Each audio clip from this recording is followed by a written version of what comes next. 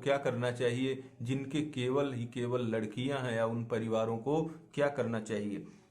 और आज समाज में लड़कों और लड़कियों के अंदर समानता है, बराबरी है, उसमें कोई भेदभाव नहीं है। और सरकार लड़कियों के सामाजिक, बौद्धिक और सांस्कृतिक विकास के लिए, उनको सशक्त बनाने के लिए हर प्रकार से प्रयास कर रही है। और यह परिवारों का भी, माता पिता के भी दायित्व है कि वह लड़कियों को सशक्त बनाएं, उनको मजबूत बनाएं और उन्हें बराबरी का अधिकार दें।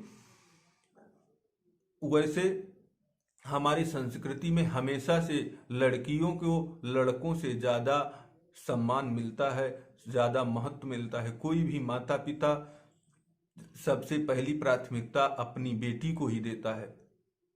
लेकिन जब उसकी शादी हो जाती है और वह अपने ससुराल चली जाती है, तब कई बार कुछ परिस्थितियां ससुराल में असामान्य हो जाती हैं। लेकिन उसको आप सब जानते हैं। आज का जो हमारा विषय है वह है कि उस परिवार को क्या करना चाहिए। तो मेरा, जिसमें केवल लड़कियां ही हैं, लड़के नहीं हैं, क्योंकि उस माता पिता की हार्दिक इच्छा होती है कि उसके यहाँ पुत्र भी हो, किंतु इसका मतलब यह नहीं है कि वह लड़की से घृणा करता है या लड़की से भेदभाव करता है। इसका सबसे बड़ा कारण यह है कि जब लड़की बड़ी होगी, उसकी शादी हो जाएगी, तो वह अपने ससुराल चली जाएगी और न चाहते हुए भी वह दूसरे घर की बहू बन जाएगी और माता पिता का उसके ऊपर उतना अधिकार नहीं रह जाएगा।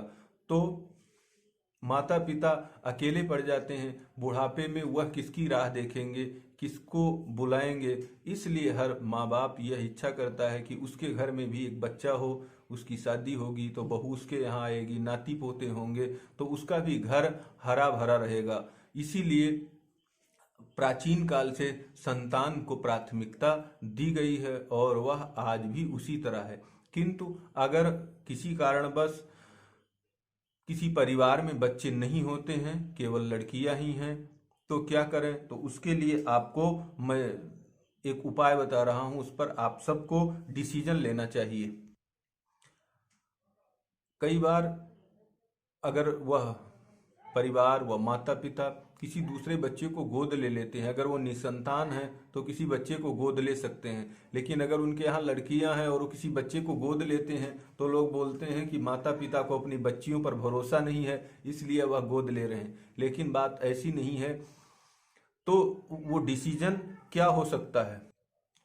वह डिसीजन ये है कि दिल मजबूत करके उन्हें अपने एक बच्ची को, एक दामाद को अपने घर पे रहना चाहिए। और आपको पता होगा कि कुछ हमारे पूर्वी स्टेट हैं जहां पर आज भी जब शादी होती है तो लड़का जाता है, लड़की अपने घर में ही रहती है। क्योंकि हमारे समाज में ऐसा नहीं हो सकता, लेकिन दामाद को अपने घर में रखने की परंपराएं पहले से हैं। तो आपको दामाद को और अपनी एक बेटी को घर पर रखना चाहिए। इसमें कई लोगों के चाचा ताऊ या और बच्चे होते हैं, उनको समझौता कर लेते हैं। अगर ऐसा कर लेते हैं तो अच्छी बात है। लेकिन अगर कोई चाचा ताऊ का भी बच्चा आपकी हेल्प करने वाला नहीं है, आपके परिवार में ऐसे बच्चे नहीं हैं, तो आपको अगर लड़की को रखने की जरूरत पड़ती है तो डिसीजन ये लेना है कि कौन सी लड़की, कौन सा दामाद आपके यहाँ रहेगा। उस परिवार से भी बात करके आपको उसको डिसाइड करना होगा और उसके लिए आप दूसरी जो और बच्चियां हैं उनको अभी आपको बताना होगा कि जो हमारा दामाद और बेटा हमारे घर पे रहेगा, अचल संपत्ति का अधिकारी वह ही होगा। ये आप पहले से घोषणा कर दें, ऐलान कर दें, जिससे वह आपके यहाँ तसल्ली से रह सके। और इससे फायदा ये होगा कि जो बच्चियां नहीं रह रही हैं, बाहर हैं, वह भी अपने मायके, अपने सिस्टर के यहाँ, माता पिता के यहाँ आराम से, जैसे लोग मायके जाते हैं उस तरह वो भी मायके आ सकती हैं, जा सकती हैं, रह सकती हैं, उनको भी कोई परेशानी नहीं। लेकिन कई बार होता क्या है कि माता पिता मोह में डिसीजन नहीं ले पाते हैं और उनकी लास्ट टाइम पर संपत्ति के चक्कर में, संपत्ति विवाद में, बंटवारे में ऐसी दुर्दशा हो जाती है कि माता पिता के लिए वह कष्ट असहनीय हो जाता है। अभी कुछ दिन पहले एक न्यूज आई थी कि एक ऐसे किसी व्यक्ति की मृत्यु हो जाती है और उसके यहाँ एक दामाद और बेटी रह रहे थे पहले से। तो जो दूसरी बेटी थी वह आकर उनके ऊपर आरोप कर देती कि जब तक आप साइन नहीं कर देंगे, संपत्ति का बंटवारा क्लियर नहीं हो जाएगा, तब तक हम दाह संस्कार नहीं करने देंगे।